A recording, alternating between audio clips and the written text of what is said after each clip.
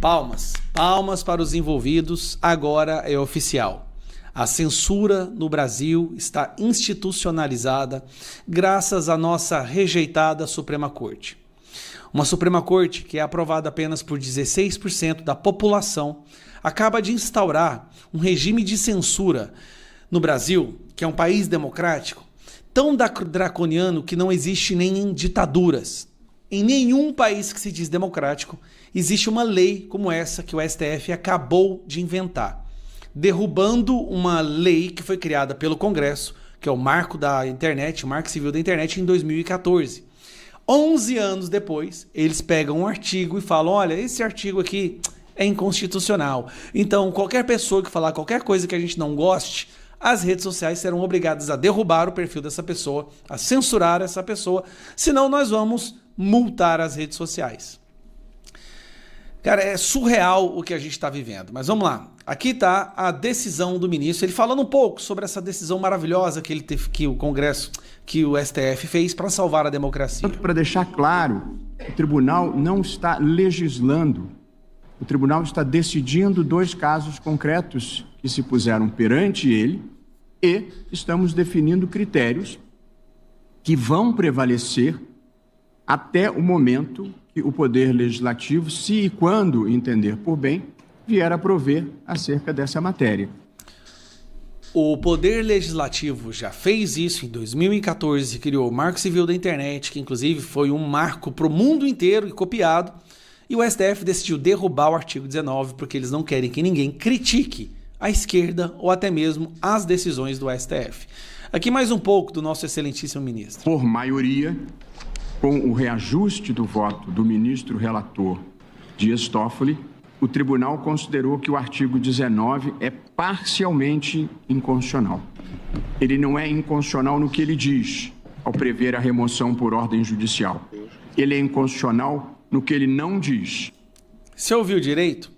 O artigo votado pelo Congresso é inconstitucional pelo que ele não fala. Então, não falar algo agora ficou inconstitucional. Porque não prevê exceções mais amplas como as que estão, para além das que estão no artigo 21.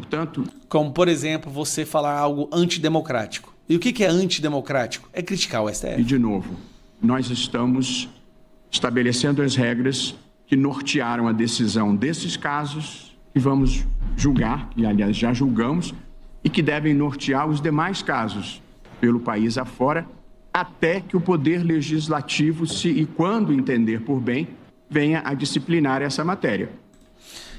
De novo, nós vamos ter que fazer isso de novo. E quando fizermos, o que nos garante que eles não vão lá numa canetada e anulem a decisão que a gente criar? Agora, vamos lá. Aqui, a Globo, o jornalista da Globo explicando a decisão. Entender quando que começa a responsabilização de uma rede social diante de um conteúdo postado por terceiros. E aí a gente está falando que essa decisão do Supremo, inclusive a sessão está ali no finalzinho, os ministros neste momento falando ali um pouquinho sobre o processo de construção dessa tese, até porque, Júlia, não foi fácil, viu? Olha, a tese ela foi construída hoje durante um almoço entre todos os ministros do Supremo ao longo de mais de 4 horas. Você está entendendo?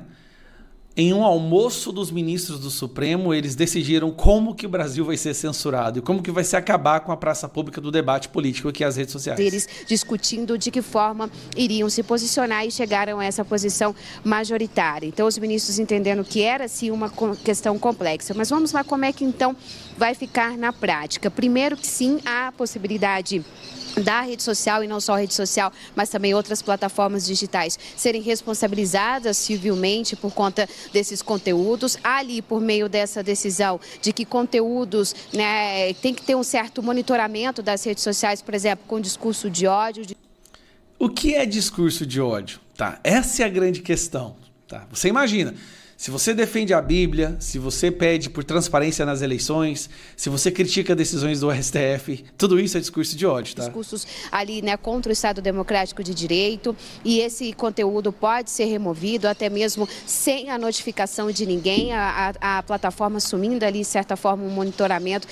E se a plataforma não derrubar tudo que possa vir a ser considerado discurso de ódio, a plataforma será culpada, ela será multada. Você está entendendo como é que funciona? A respeito disso, então essa é uma primeira responsabilização, né? Um outro ponto que também foi colocado pelo Supremo é de que a partir de uma notificação extrajudicial, ou seja, da própria pessoa que usa esse serviço, colocando ali algum conteúdo ofensivo ou mesmo alguma denúncia muito grave, algum conteúdo falso, por exemplo, aí a plataforma pode analisar e decidir se retira ou não esse conteúdo e se caso essa mensagem, por exemplo, ela for ali alvo de um processo judicial e se constatar na justiça de que sim, era um conteúdo falso e que a plataforma não agiu, também há a possibilidade dessa responsabilidade civil. Agora, como é que vai valer o 19? Vai valer para casos, por exemplo, e essa já era uma discussão interna entre os ministros, quando a gente fala de crimes contra a honra. Nesse caso, os ministros estão entendendo que sim, tem que ter uma decisão judicial, ou seja, a pessoa tem que recorrer ao judiciário para extração, mas é claro,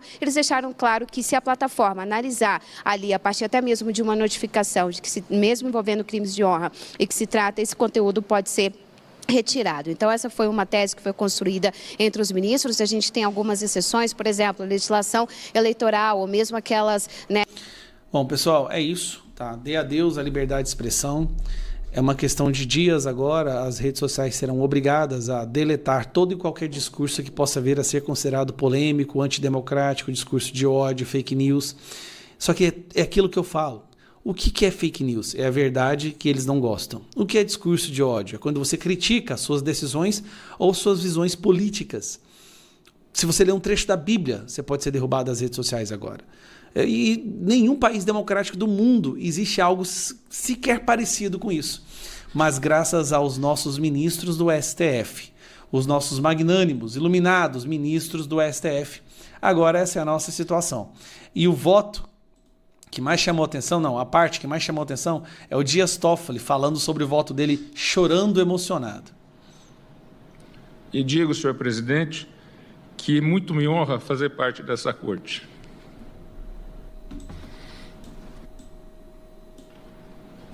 Tá emocionado, gente. É muita emoção censurar 217 milhões de pessoas.